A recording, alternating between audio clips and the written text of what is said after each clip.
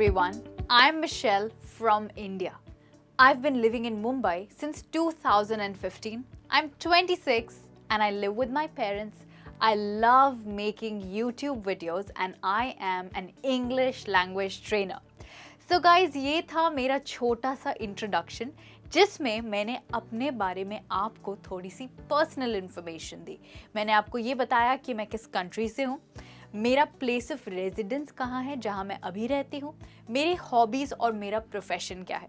Well दोस्तों, यही points include करके आप भी अपनी पर्सनल इन्फॉर्मेशन किसी व्यक्ति के साथ शेयर कर सकते हैं।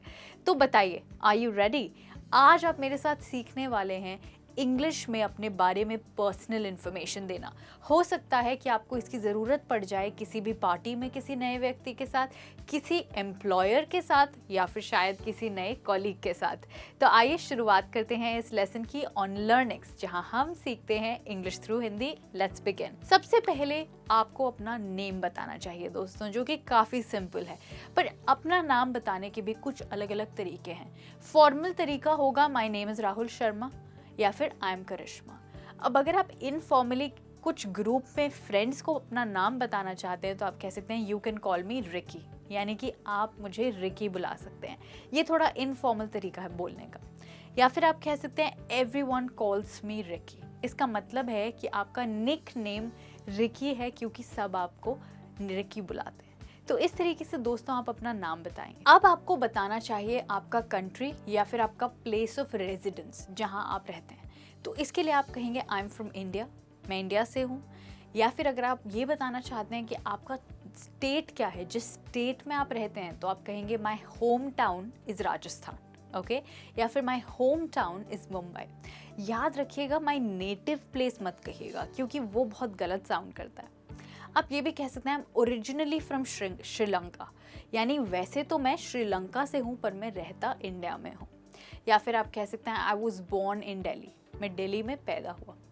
अब तीसरी चीज़ होना चाहिए आपका एड्रेस, जैसे कि मैंने कहा था आपका प्लेस ऑफ रेजिडेंस जहाँ पर आप इस समय रहते हैं। उसके लिए आप कह सकते हैं आई लिव इन मलाड, मैं मलाड में रहता हूँ। या फिर I live on Haley street, यानी मैं हेली स्ट्रीट में रहता हूँ।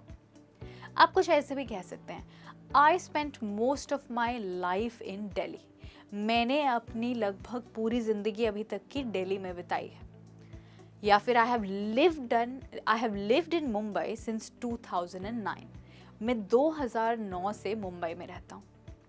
या फिर आप कह सकते हैं आई ग्रू अप इन मुंबई, मैं मुंबई में बड़ा हुआ हूँ। अब इसके बाद अगर आप कंफर्टेबल हैं तो आपको अगली चीज़ अपनी एज बतानी चाहिए। उसके लिए आप कह सकते हैं आई एम ओवर 25, जिसका मतलब है मैं 25 से ज़्यादा हूँ। अगर आपको एग्जैक्टली नहीं बतानी है तो आप कुछ ऐसे बोल सकते हैं। आप कह सकते हैं आई एम नियरली 30, यानी मैं लगभग 30 साल का हूँ। अगेन आप एग्जैक्ट नहीं बता रहे हैं बट आप लगभग बता रहे हैं। अगर आप बिल्कुल ही बताना नहीं चाहते हैं और आप थोड़ा सा टॉपिक को बदलना चाहते हैं तो आप बस ऐसे कह सकते हैं I am around your age, मैं लगभग तुम्हारे जितना हूँ। एक और तरीका है, आप कह सकते हैं I am in my early 20s, जिसका मतलब है आप 20 से 25 साल की उम्र के हैं। या फिर आप कह सकते हैं I am in my late 30s, जिसका मतलब है आप 36 to 40 के बीच में। दोस्तों अब आपको बताना चाहिए अपनी फैमिली के बारे में। आप कह सकते हैं there are 4 people in my family, they are my sister, my mother and my dad. मेरी फैमिली में 4 लोग हैं, वो है मेरी मदर, मेरे फादर, मेरी बहन और मैं। या फिर आप कह सकते हैं there are 4 of us in my family, जिसका मतलब है मेरी फैमिली में हम 4 लोग हैं।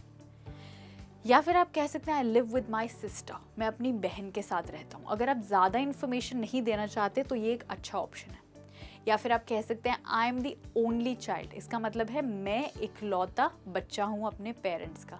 इस तरीके से आप अपनी फैमिली के बारे में थोड़ी सी पर्सनल इन्फॉर्मेशन दे सकते हैं। अब जानते हैं अगली चीज़ आपको क्या बतानी चाहिए। दोस्तों अब आपको बताना चाहिए कि आपकी जॉब क्या है, यानी आपका प्रोफेशन क्या है। वेल ये काफ़ी सिंपल है। इसके लिए आप लगाएंगे आई एम और फिर अपनी जॉब। याद रखिएगा जॉब के हिसाब से आप अपना आर्टिकल लगाएंगे, या तो अ या फिर एन। आप कहेंगे आई एम एन अकाउंटेंट या फिर I work as a chef. ये भी एक अच्छा तरीका है जॉब के बारे में बताने के लिए। एक और तरीका है, आप कह सकते हैं आई जस्ट स्टार्टेड।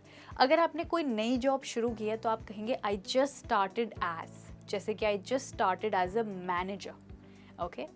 या फिर आप कह सकते हैं I have bin working in Bangalore for 8 years. मैं 8 साल से बैंगलोर में काम कर रहा हूँ.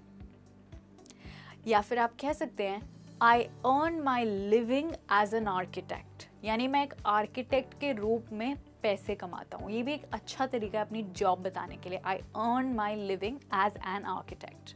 और अगर दोस्तों आप कोई जॉब नहीं करते हैं पर आपका अपना बिजनेस है या आप खुद काम करते हैं तो आप कहेंगे आई एम सेल्फ एम्प्लॉयड.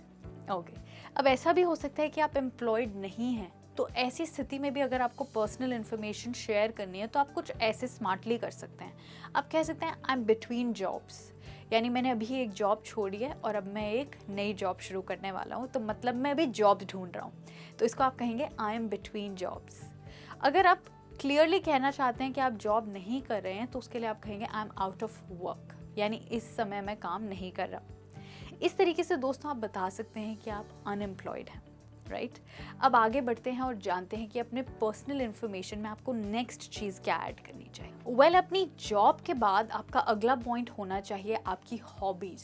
जैसे कि मैंने वीडियो की शुरुआत में कहा था I enjoy making YouTube videos, ऐसे ही आप भी कह सकते हैं I enjoy sports and movies. या फिर I go to the cinema frequently, यानी मैं बहुत ज़्यादा सिनेमा जाता हूँ. या फिर आप कह सकते हैं I am good at playing computer games, मैं कंप्यूटर गेम्स बहुत अच्छे से खेल लेता हूँ. इस तरीके से आप अपनी हॉबी के बारे में बता सकते हैं. या फिर my hobby is writing songs and surfing the internet, मेरी फेवरेट हॉबी है गाने लिखना और इंटरनेट पे कुछ कुछ ढूंढना, जिसको हम कहते हैं सर्फिंग द इंटरनेट. और अगर आपकी भी हॉबी है यूट्यूब वीडियोज़ बनाना तो आप कह सकते हैं I am interested in making YouTube videos.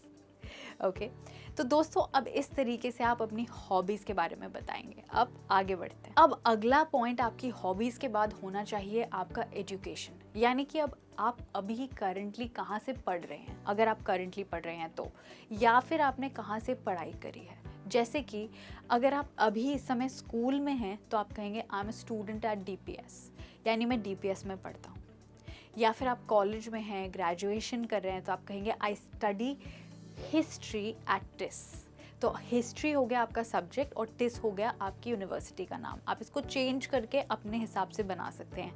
I study maths at Delhi university. तो जो आपको सही लगता है आप वो यूज़ कर सकते हैं.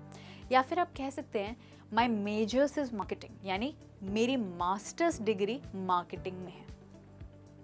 या फिर आप कह सकते हैं I study English right now, यानी आजकल मैं इंग्लिश पढ़ रहा हूँ. और साथ में आप बता सकते हैं आप कितने समय से सीख रहे हैं. आप कह सकते हैं I been learning English for 3 years, मैं 3 साल से इंग्लिश सीख रहा हूँ. तो अगर आप किसी लैंग्वेज स्कूल में जा रहे हैं और इंग्लिश पढ़ने जा रहे हैं तो वहाँ पर आप अपने इंट्रोडक्शन में ये सेंटेंस ऐड कर सकते हैं. तो इस तरीके से दोस्तों आप बताएंगे कि आप इस समय क्या पढ़ रहे हैं. अगर आप यूनिवर्सिटी के फर्स्ट ईयर में हैं तो आप कह सकते हैं I am a fresh man, जिसका मतलब है यूनिवर्सिटी के फर्स्ट ईयर में पढ़ने वाला स्टूडेंट. और अगर आपकी ग्रेजुएशन ख़त्म हो गई है तो आप सिंपली कह सकते हैं I graduated from Delhi university. ये आप तब यूज़ करेंगे जब आपकी पढ़ाई ख़त्म हो चुकी है और आप उसके बाद अपना पर्सनल इन्फॉर्मेशन किसी के साथ शेयर कर रहे हैं. दोस्तों अब है आपकी बारी. मैं चाहती हूँ कि आप अपनी पर्सनल इन्फॉर्मेशन देने की प्रैक्टिस करें. इसके लिए मैंने आपको आज जो भी सिखाया है, जैसे कि अपना नेम, अपना कंट्री, अपना एड्रेस, अपना एज, फैमिली, प्रोफेशन, हॉबीज़ और एजुकेशन के बारे में बताना, मैं चाहती हूँ कि आप भी ये सब इंक्लूड करके अपने सेल्फ इंट्रोडक्शन का एक छोटा सा पैराग्राफ बनाएं जिसमें आप अपनी पर्सनल इन्फॉर्मेशन यहाँ पर हमारे साथ कमेंट्स में शेयर करें. आई एम श्योर अगर आप कमेंट्स में लिखेंगे आपको एक दूसरे से, हमारी यूट्यूब फैमिली से फीडबैक मिलेगा और वो आपकी मदद करेगा अपनी इंग्लिश को इम्प्रूव करने में. सो मेक श्योर अपने पर्सनल इन्फॉर्मेशन का एक छोटा सा पैराग्राफ बनाकर आप कमेंट्स में ज़रूर डालें. Thank you so much for staying tuned. I am really happy कि आपने आज का ये पूरा लेसन मेरे साथ देखा. आई होप अगली बारी आप कॉन्फिडेंटली इंग्लिश में अपनी पर्सनल इन्फॉर्मेशन औरों के साथ शेयर कर पाएंगे. Thank you so much. I will see you soon. Bye.